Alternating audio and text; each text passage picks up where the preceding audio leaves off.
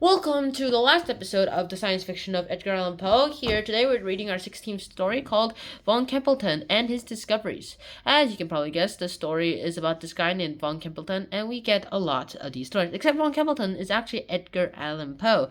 And unfortunately, Edgar Allan Poe didn't discover these, he just found out about them. Here is just like an index to Eureka. Here is just like how he found all the information from Eureka and how he used that to actually create Eureka. That's literally it. It's also about Von Kempelen's journey to literally talk about alchemy, the way to get lead to turn into gold, and with that he gets a lot of success, he gets a lot of acclaim, and with that he becomes a pretty absolute jerk, he reforms his ways, and that's about it.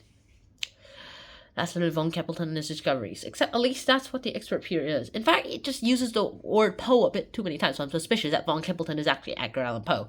It's also, in the excerpt that's given in this book, it's just literally about the footnotes, the science behind Edgar Allan Poe's Eureka story, which is not exactly a short story, because Edgar Allan Poe broke his one rule. It must be short enough to read in one sitting, so I'm guessing that should take about 10 minutes. That took me 20 minutes. Which I guess it's still one sitting, except it's a bit long. I wish there was more. If it's short, I'm like, that's about it. So what's this story for? I don't even think it should be classified as a story, at least not the way that it's put in here. They are actually going to put Von Kempelen and his discoveries here, instead of just giving this commentary thing. At least give us something other than footnotes. I mean, look at this. He literally just found footnotes. All these are just footnotes. Let me count real quick.